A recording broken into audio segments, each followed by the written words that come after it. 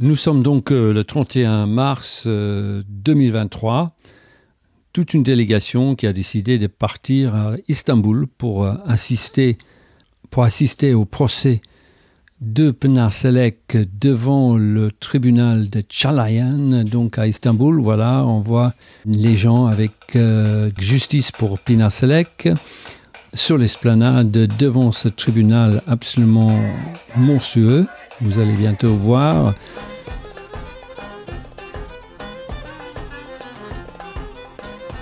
Là, on voit donc le père de Pınar, Alp Selek, et voilà tout un groupe d'avocats et de délégués. Encore une fois, des élus devant cet immense tribunal qui est tout rond et très haut. C'était donc une petite rencontre avec des amis de Pınar pour les délégués. Là, on se retrouve donc dans le tribunal. Immense bâtiment, ça c'est encore une fois dehors, notre accueil quoi, en quelque sorte par des policiers. Là on commence à voir un peu ce tribunal très très haut, très rond, c'est le plus grand tribunal d'Europe avec 330 salles d'audience, absolument monstrueux. Et voilà de nouveau entouré là par les policiers très très fortement armés avec des bâtons, avec des boucliers et puis armés quoi. Nous étions assez surpris par cet accueil. Nous avons voulu tenir une conférence de presse sur l'esplanade avant le tribunal et cela a été carrément interdit par le gouverneur de la province d'Istanbul. C'est quand même beau, hein? Ça, c'était la veille avec une petite présentation quand même sur l'esplanade. On a pu faire ça, mais le jour même, c'était complètement impossible donc de tenir quoi que ce soit comme rencontre, réunion dehors, vu la présence des policiers. Voilà l'énorme tribunal derrière.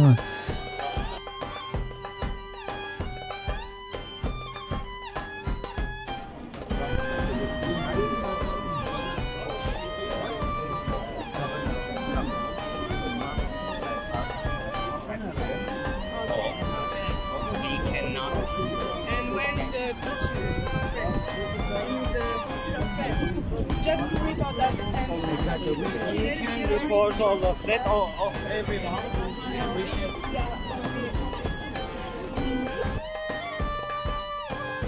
De nouveau donc devant le tribunal, Françoise Cotta, avocate. Là c'est à l'intérieur, on est en train d'entrer là.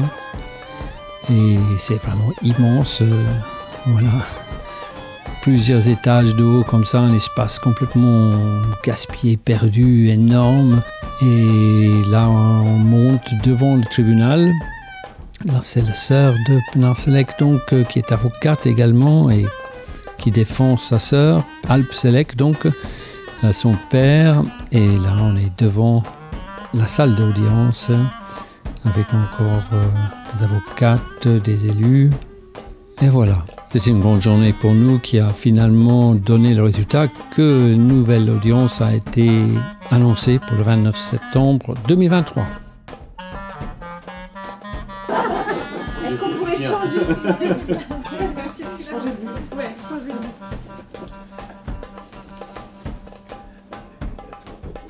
C'est là.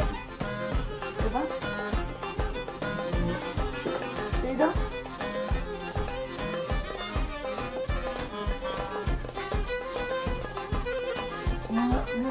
Mon premier avocat, il était extraordinaire, c'est ma soeur.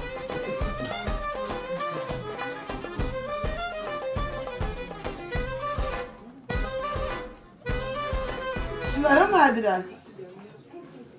Seviyorum seni, hadi hoşça kal. Alors, les bonnes nouvelles. Surtout mon premier avocat qui parle plus sur la vis de forme et sur les erreurs techniques incroyables, etc. Et donc, après, il y a eu une pause. Ce que pense ma soeur, et donc ils vont donner une autre date parce qu'ils ont à peu près accepté qu'ils sont obligés de m'entendre. Et donc, avant de prendre des décisions. Et donc, cette partie, on va savoir tout à l'heure. Est-ce que je peux être entendus en France via les tribunaux français, ou ils peuvent répéter l'extradition. Donc on demande à la France n'extrade pas, donc on ne peut pas prendre de décision parce qu'il y a cette vice de forme, l'obligation de l'entendre. Voilà, pour ne pas me condamner, parce qu'avant les élections et ne pas être... peut-être, mais on ne sait pas, mais je crois que la pause ne va pas durer 3 heures. Et je crois qu'ils ont pris la décision déjà. Reporté. Ça y est, ils n'ont pas réussi à avoir leur procès fini avant les élections. C'est ça. C'est fini. C'est ça. Là, on sait qu'ils n'ont pas réussi ce coup-là, ce qu'ils avaient. On a reporté, on a gagné. Le combat continue. Mais ceux qui voulaient, ils voulaient fermer ton dossier avant les élections pour s'en débarrasser, pour que ça ne ressorte pas. C'est ça. Mais ça n'a pas été annoncé officiellement. Mais on peut applaudir après le... Entre nous. Alors attendez, parce que, excusez-moi, du coup il y a Istanbul qui me demande à quelle heure on attend la conf, à quelle heure on la met. Là aussi, Sabine. Vous avez tout entendu, non? Tout est... Donc l'audience a été reportée 29 septembre avec la demande de l'extradition. Alors, je peux dire qu'ils voulaient clore ce dossier avant les élections juridiques. Donc, mes avocats ont vraiment montré des vices de forme très concrètes dans ce dossier. Et après, c'était aussi toute la solidarité à la fois nationale, à la fois internationale, ont fait qu'ils n'ont pas pu la décision aujourd'hui.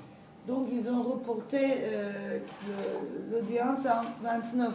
Mais avec la demande, avec le motif qu'ils doivent m'entendre via l'extradition. Donc, avec le motif de me mettre, de renforcer la demande à la France et à Interpol pour mon extradition. Donc ça veut dire que l'acharnement continue, qu'on doit encore continuer. Et moi je compte à tous mes camarades, tous mes amis. Donc voilà. Ils n'ont pas pu le faire. Ça veut dire que ça leur énerve beaucoup. Et on ne sait pas qu'est-ce que ça va se passer les prochains temps. Donc moi, je pense qu'on va continuer, je compte sur moi, je compte sur mes amis, je compte sur tout le monde. Et donc voilà, on ne va pas lâcher. Mais ce qu'on doit faire, à mon avis, c'est plus appeler les autorités françaises et européennes de prendre la position. Parce que moi, je dis je vais continuer, mais ce n'est pas évident. Que ça recommence, c'est pas évident vraiment. Mais quand même, ils n'ont pas pu réussir à me condamner maintenant. Et on est forte.